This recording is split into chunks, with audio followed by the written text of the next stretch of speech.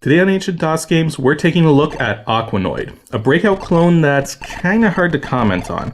I mean, I'm sure most of you have been around those old BBSs or have taken a look through shareware CDs, have come across this game sooner or later, since it was plastered everywhere in the early and mid-90s. But it's probably one of those games you played for a moment, thought, it's not that bad, then never played it again. Well, now that I've had a chance to play the fully registered version, I can tell you exactly why, and it comes down to two reasons. One, at its heart, this is not a typical Breakout clone. And two, this game is freaking hard.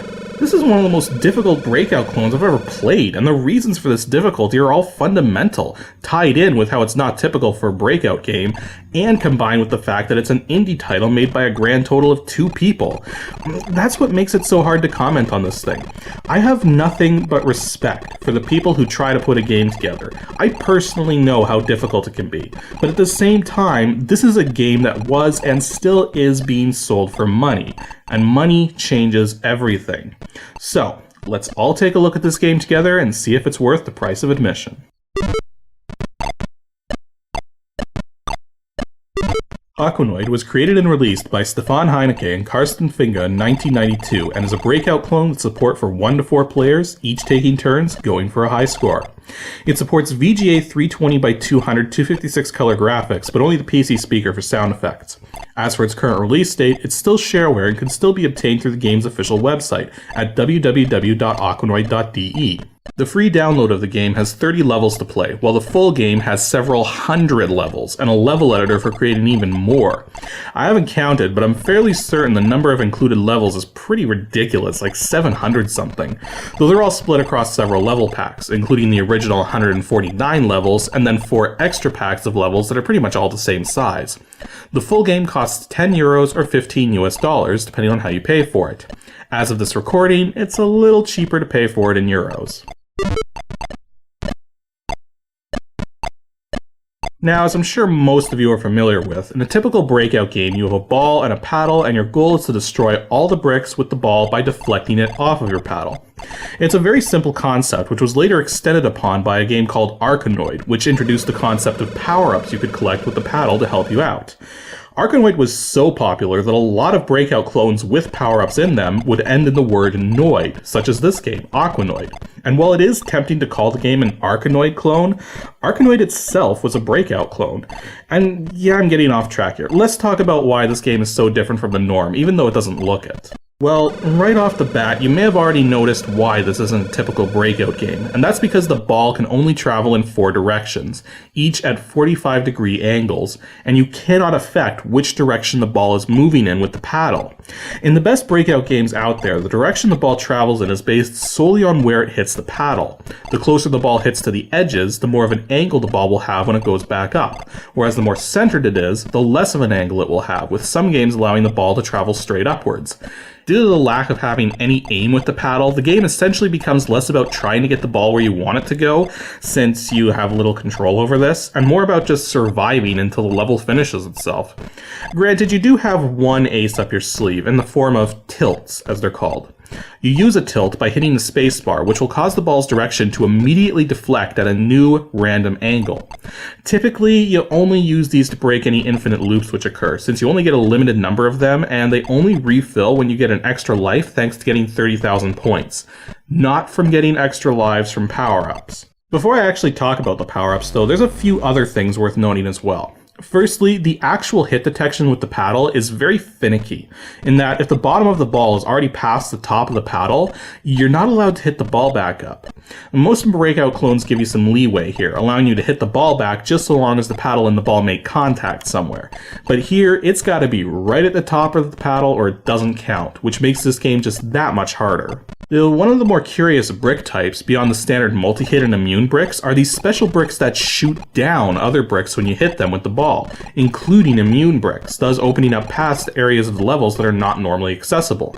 Now, some levels abuse this particular brick type a bit much, but for the most part, it's an interesting addition.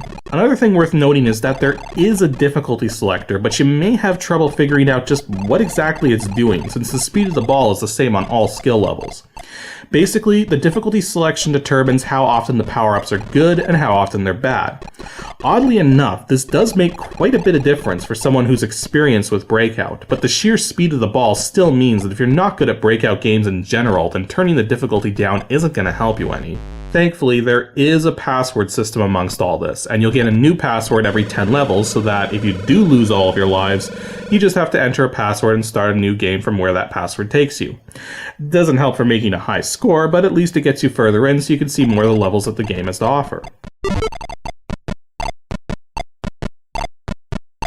This game has a massive 24 different power-ups you can collect, though it's important to note that not all of them are beneficial and some are just downright nasty. Thankfully, the only thing you really have to memorize are the letters on the power-ups, since that will tell you the kind of effect that the power-up will have, while the Powerup Radar on the side of the screen will turn green, amber, or red to tell you if a power-up is good, questionable, or bad. Basically, if the radar light's green, then the power-up will have a positive effect and you should grab it, presuming you want that effect. 3 of these are worth noting: the X, V, and U power-ups. X will exit the level, V will give you extra lives, and U will create a barrier at the bottom of the screen so that you can't die if you miss the ball, you'll just lose points instead. Make sure you don't grab the bad versions of X or V though, otherwise you'll find yourself missing a life or going back a level. As for the power-ups that light up amber, there aren't that many, so it's a good idea to memorize all of them. Typically speaking, amber power-ups are always good to pick up if you don't already have another power-up going, but if you do, then you should probably avoid the amber ones. With one exception, the power-up with the letter O on it. This one slows the ball down dramatically, so if you're down to the final few bricks and you see an O power-up drop, it may be a good idea to grab it. Or even early in a level, if the bricks are really low to begin with, it might be worth grabbing this one so that you don't lose the ball really quickly. And of course, if the radar turns red, avoid the power-up like the plague. Actually, speaking about the speed of the ball, there's a green bar underneath your tilt gauge, and when this bar expires, the speed of the ball really kicks into high gear, and it'll be almost impossible to keep the ball in play without a slowdown power-up to help you out. One thing that's pretty cool is that the registered version of Aquanoid comes with a level editor, so making your own levels to go with the game is a piece of cake. Well, once you learn how you can actually affect everything. Placing blocks is simple enough, but all the levels are stored in a single file, which you can browse through with the arrow keys, and since there's only one level to start with, you need to create new levels before the browsing keys will actually do anything. There's other minor quirks too, like how the multi-hit bricks are placed. Since you can choose how many hits each multi-hit brick will take by clicking on them, you're not allowed to click and drag or create multiple multi-hit bricks in a row. You also have the ability to playtest your levels directly from the editor, but when you do this, you don't get the Powerup Radar or the speed up timer. To be honest though, I didn't actually spend much time with the editor. While it is a fun little thing, it doesn't offer too many options and kind of reveals just how basic the actual level designs are. Yeah, well, it's still nice to see something like this included with the game, considering how few Breakout games actually come with editors. Aquanoid is a game of extremes. It is extremely hard, extremely unforgiving, has an extremely large number of levels and power-ups, and it's extremely unique considering the features it has, even though it looks like a typical Breakout game. Given all of this, I can safely say that this is a game meant for hardcore Breakout fans only, and even then you may or may not like it due to just how different it is from the norm. Thankfully, the free 30-level version of this game is still readily available, so you can always just give that one a try and decide for yourself if you want the full game or not. Dosbox settings are super simple. Just leave cycle set to auto and you're good to go. That said, the default mouse sensitivity for Dosbox might be a tad high for some people, but I found that dropping it lower doesn't actually help much and just makes subtle movements harder for the game to detect. Really, it's up to you whether or not you adjust the mouse sensitivity. Anywho, that's all for today's episode of Ancient DOS Games. Next week for episode 107, we're taking a look at a game where the main antagonists are a race of felines. If you think you know which game that is, then send your guess to adg@pixelships.com and tune in next Saturday to see just where they went with this concept.